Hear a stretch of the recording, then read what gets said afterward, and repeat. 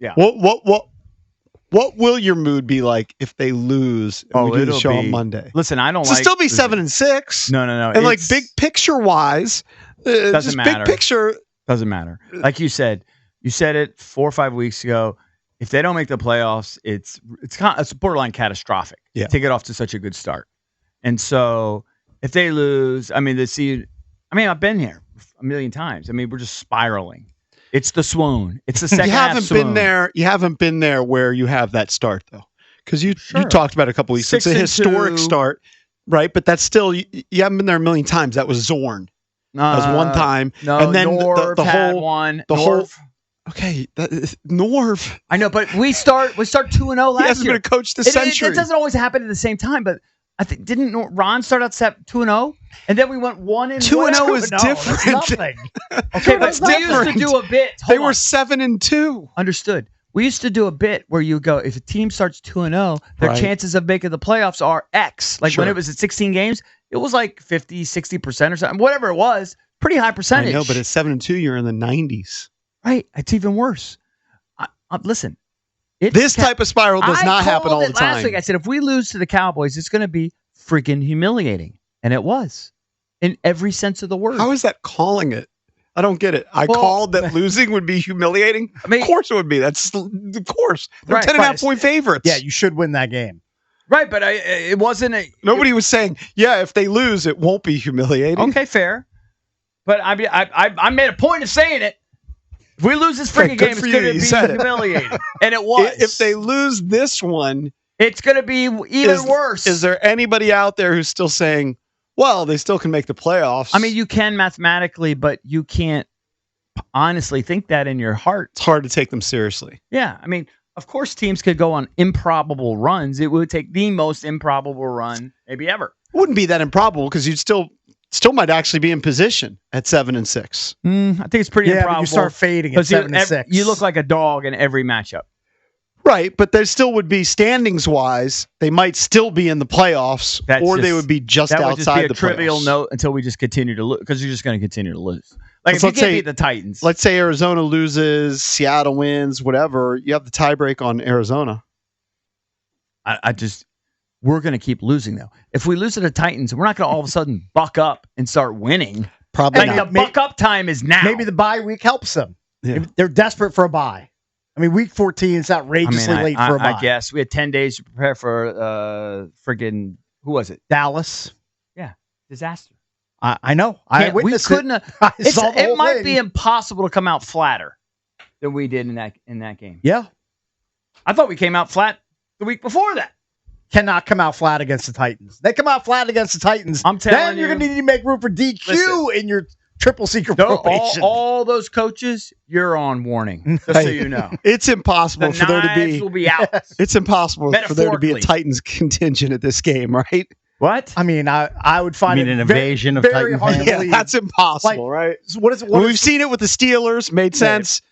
There's a Cowboys fans. What is their official capacity? Like 62 or 65,000? Something like that. Say it's a sellout, which I don't know if it is or not. Just say it's a sellout. Well, it won't be because we're a bandwagon town. People are already off the bandwagon. There's no way there's more than 5,000 Titans fans in the stands. 5,000? I would say 500. No, 5,000 has to be the absolute. I mean, the only one I can think of is Chad Duke still a Titans fan. Didn't he become a Titans? Yes, he left the Commanders and started rooting for the Titans. Yes. Yeah, but I think he came back. Did he? Oh, I don't think he's come back. Is that not true? He has not come back. Oh, is that not true? I can confirm. Oh, okay, good. I have no idea. I don't think it'll be a sellout. I think it'll be a lackluster crowd. I think people are bailing. Yeah, I think people are bailing. All right, let's go to the phones. He's like, it'll be like touch the people. One of those sleepy games. This game, the season's playing out in slow motion the way Dan Quinn's Super Bowl played out. Right? It's a slow motion version of the second 28-3. Who has the call on this game? It's a slow motion version of it. That'll show you what everybody thinks of this game. I bet you it's still the same donks. What? Who has what? Who has the call on the game? The broadcast call. That'll tell you a lot about how this game is viewed. Probably losers. Across league circles. Probably losers. Probably have Moose. You are so dejected. Dude. You've lost your zeal. for the team. Your Jaden Zeal is still high, my but Jaden Zeal is high as ever. But your team Zeal is just low. And the coaching. You got staff. low Z. Remember 5 or 6 weeks ago, the narrative was, man, Cliff Kingsbury is going to be gone after the season. He's going to go leave. And now people they want his head on a stake. Yes. Well, I wanted wanted it for the record after week 1. Right. I did not like him after week 1, and I didn't like him for 2 quarters in week 2. Mm-hmm. Then I got on board. Now you're I bailing. was okay with him kind of spoon feeding the rookie in his first couple of games. Hey, what if it's an ugly win? Like it's like a 19-16 ugly win. After last week's loss, to me, style points no longer matter. I know, but you get wins however you get them. I know that you still won, and you can say that maybe the Titans shot themselves in the foot a lot. It's not a game you deserve to win, but you won anyway because you're a more talented team. I'll take an ugly win. Any equity they had in that department has been completely used up. In fact, when McLaurin streaked down the sideline, I can't remember. There's 900 things happened at the end of that game. But whenever we were about to kick the game-tying field goal or whatever, and I was like, well, now natural order is going to come around. We're going to beat him in overtime, and we're just going to have to write it off as just a bad week, but a great win. So even last week, even if we had pulled it out, everyone would have said it's a terrible win. Yeah. But the zeal would still be there. Yes. Now you're saying if you win and it's a game that you kind of steal, zeal's still not there. But if it's a beatdown, when you're and the offense puts up 30, when you're 7-2 and zeal riding comes high, back. when you're 7-2 and riding high and rushing for 160 every week and blowing teams out and sitting Jaden Daniels at the end of games, then you can talk about style points. When you blow games at home when you're 10.5-point favorites, put it this that's way. when style points go out the window. In some sense, this is still such uncharted territory that I believe this is accurate.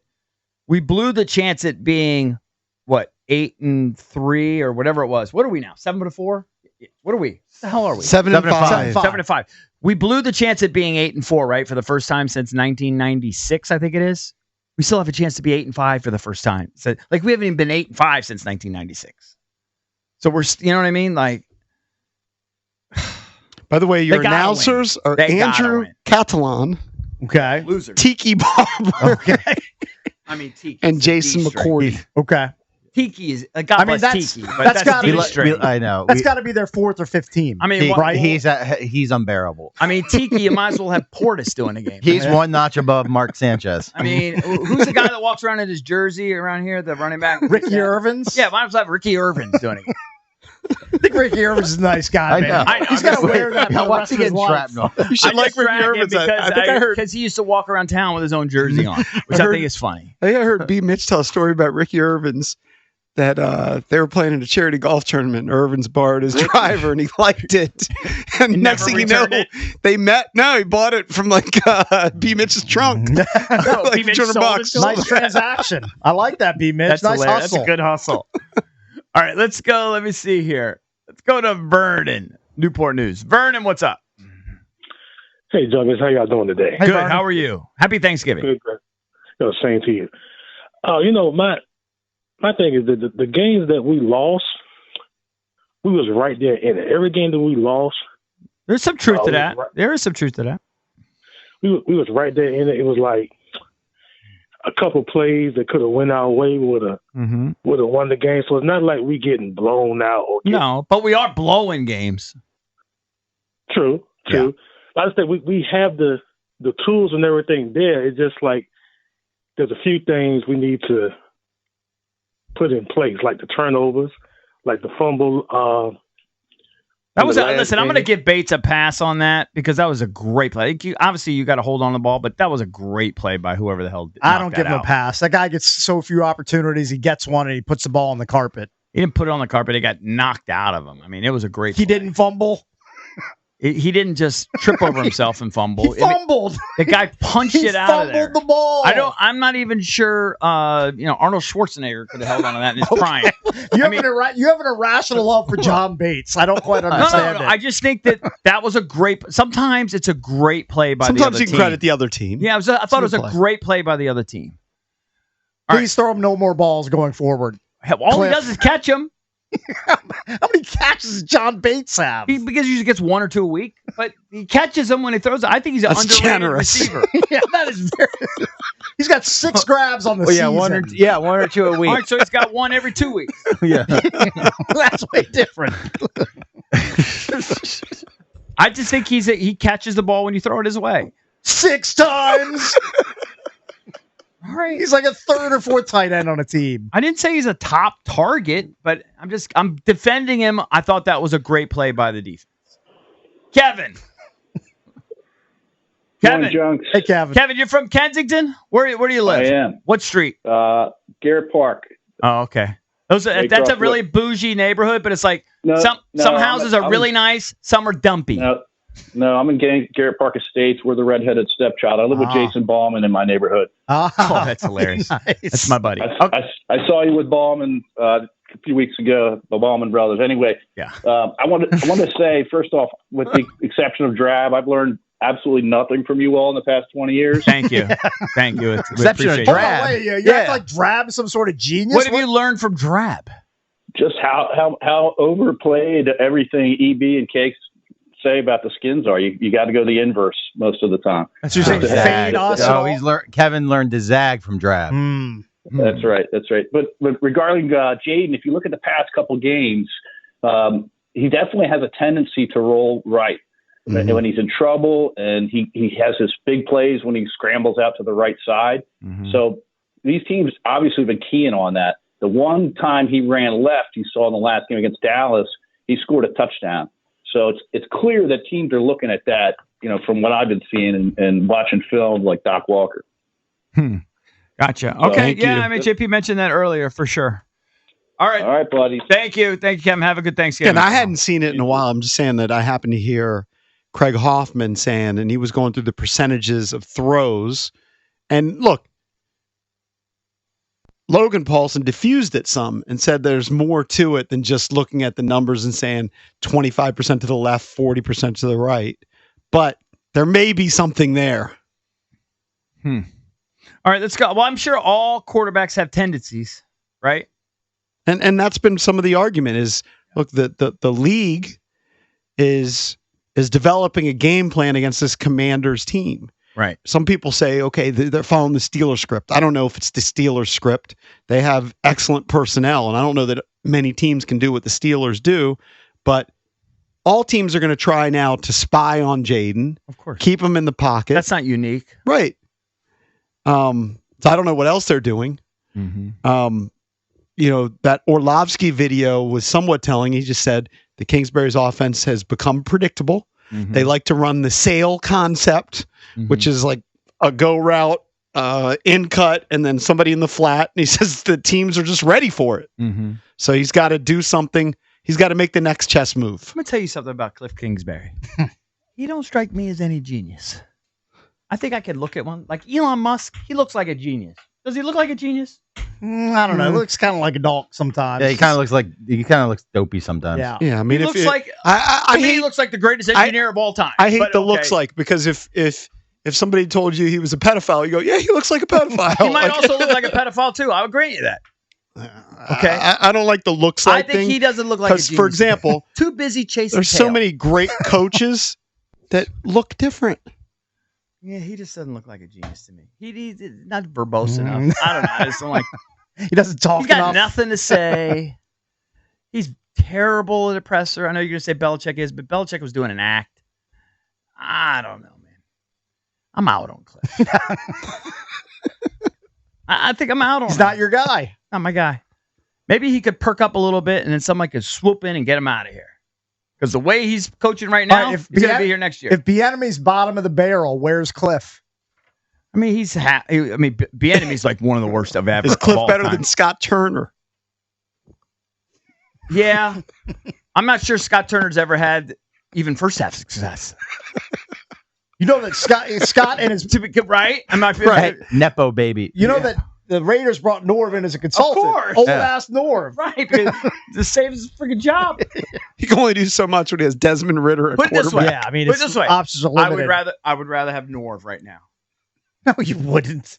Norv Turner? You think he doesn't know football? He's old. And I'm sorry. That's all right. That's a bridge too far. That's your answer. He's old. Yeah, that's my point. I'm going to an extreme. I'd rather have Cliff. So do you think because he's old, he's stupid? I don't think he's stupid. I just think when you're old, you tend to lose pass you by a little bit. Yeah. Game. You know, I'm not sure. This is wild suggestion. He's only 6 years older than Andy Reid. I guarantee you'd take Andy Reid on the sideline. Well, of course. Wild suggestion.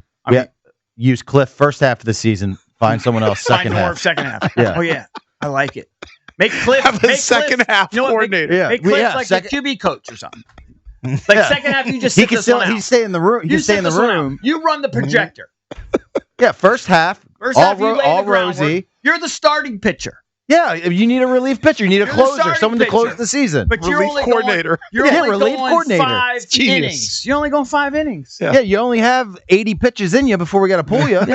We'll give you 6 games, I like it. and the league figures you out. Norv, you bring in the closer. Swoop in. He's analyzing everything Norv in the first half of the season. Yeah. Bring in Sherm Lewis, closer.